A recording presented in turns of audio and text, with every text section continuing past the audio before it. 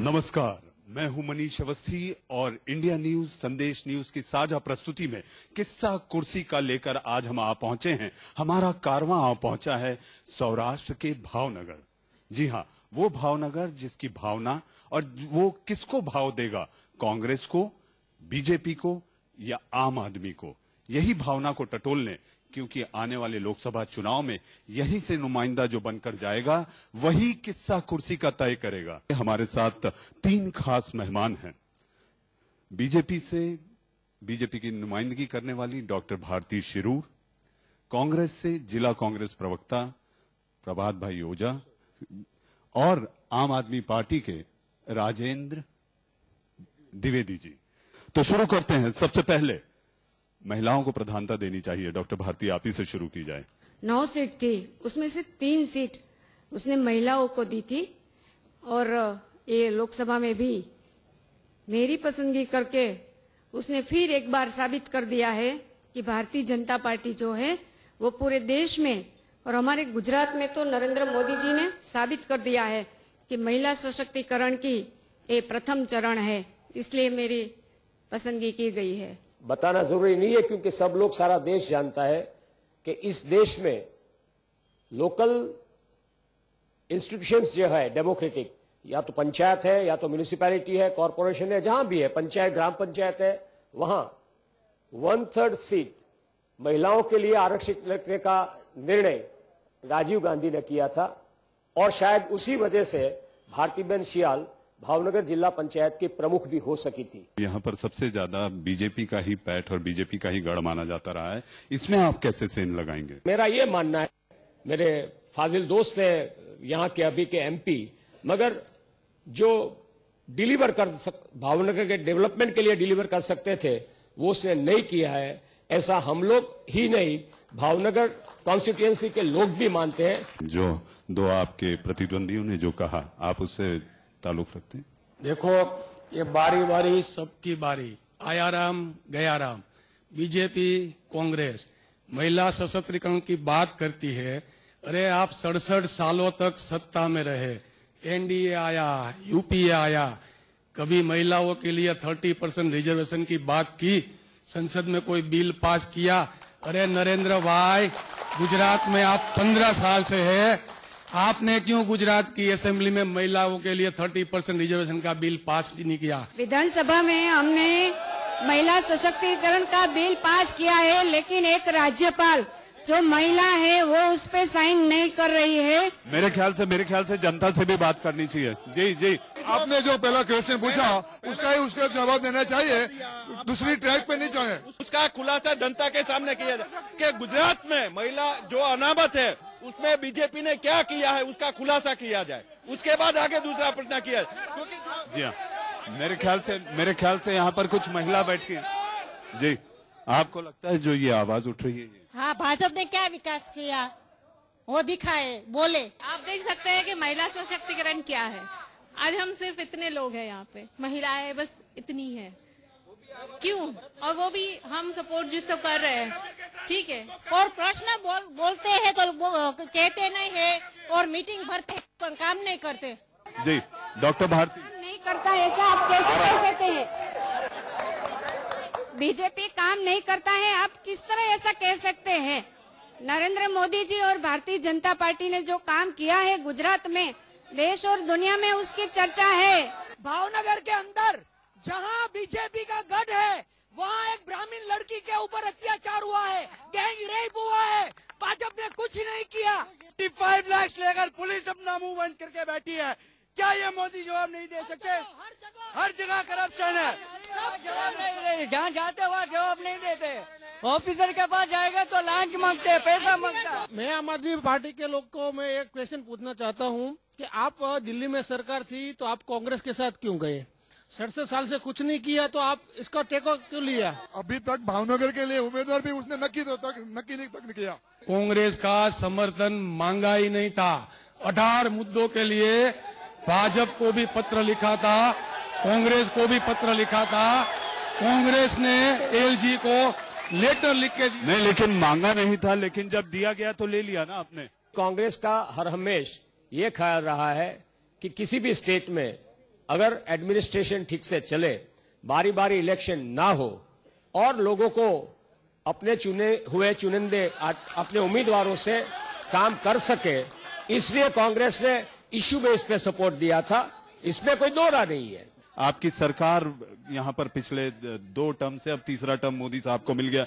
आखिर क्या वजह है कि जो अलंग पोर्ट यहाँ पर, जो कि यहाँ के आर्थिक विकास का सबसे बड़ा स्रोत हो सकता है, लोग उससे नाखुश हैं? अलंग की जो पॉलिसी है वो केंद्र सरकार नक्की करती है और वो केंद्र सरकार हमेशा अलंग के बारे में वो अन्याय करती आ रही है। अलंग की जो पॉलिसी बन रही है वो सेंट्रल की है और इसलिए वो अन्याय करती आई है। गुजरात में पूरी केंद्र सरकार सभी जो इंडस्ट्रीज है उसको अन्याय करती आ रही है, उसमें अलंग भी एक पार्ट है। ये भारती बहन ने जो अलंग के बारे में बताया, या तो उसकी गलतफहमी हो सकती है या तो मिसअंडरस्टैंडिंग हो सकती है। क्या ये सही था? और दूसरी चीज मैं ये कहना चाहूंगा दर्शकों को जो अपने स्क्रीन पर देख रहे हैं कि अलंग पोर्ट क्या है। अलंग पोर्ट एक शिप ब्रेकिंग पोर्ट है, देश का सबसे बड़ा पोर्ट है और जहां पर करोड़ों अरबों रुपए का कारोबार होता है, लेकिन लोगों का ऐसा मानना है कि यहाँ का जो आर्थिक विकास इसके जरिए होना था वो नहीं हो पाया। सर, अलंग के लिए हमारे एमपीज ने कभी कुछ कहा ही नहीं, दिल्ली में भी, और ये स्टेट गवर्नमेंट की जिम्मेदारी है। ये फेंकूद है, मुख्यमंत्री है, मुख्यमंत्री है, गुजरात का कुछ विकास नहीं हुआ। भावनगर के लिए कुछ आप किसी को यहाँ से भावनगर के लिए पूछिए।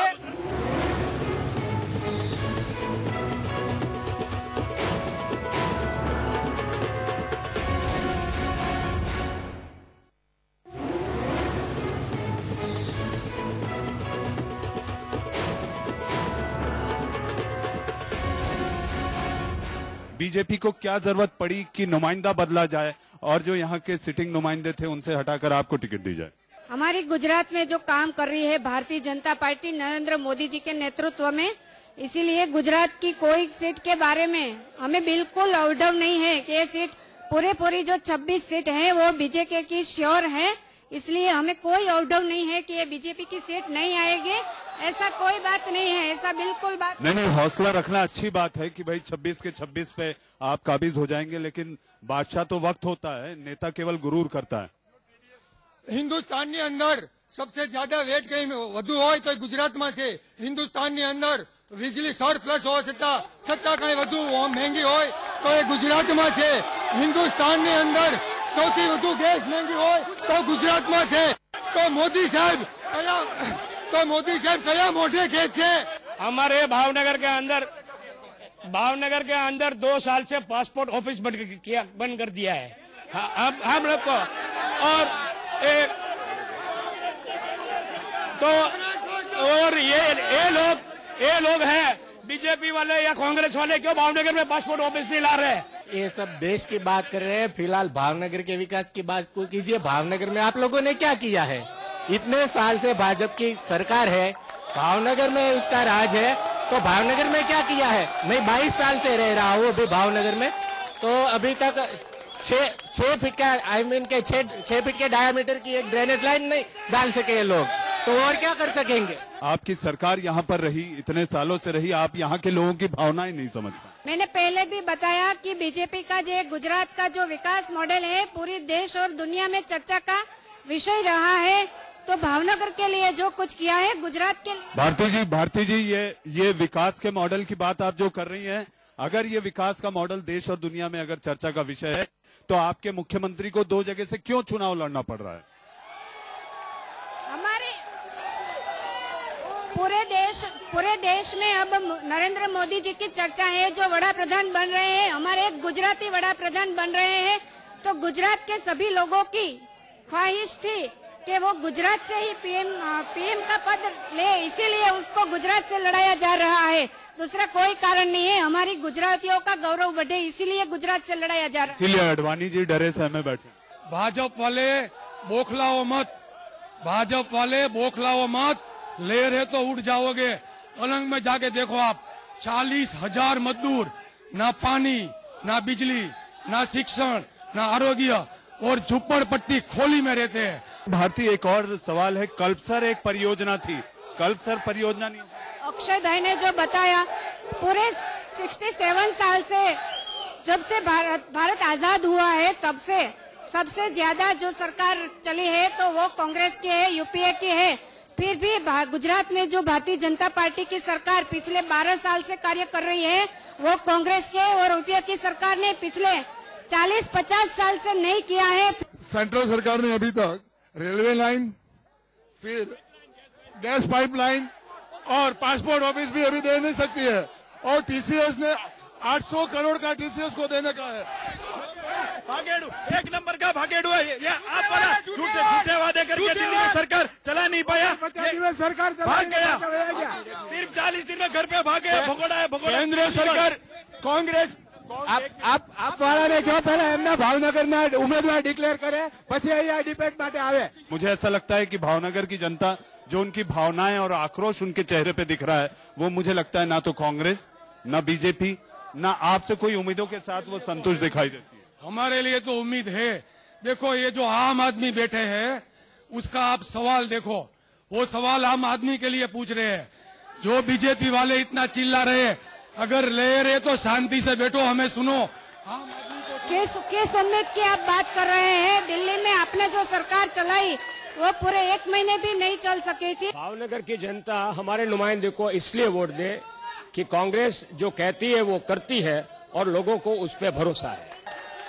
किस्सा कुर्सिका की इस खास प्रस्तुति में, इंडिया न्यूज और संदेश न्यूज के इस साझा प्रस्तुति में जो आप लोगों ने देखा, सुना और भावनगर के लोगों की भावनाओं को समझ आप ये जान गए होंगे कि भावनगर की जनता भाव किसे देगी।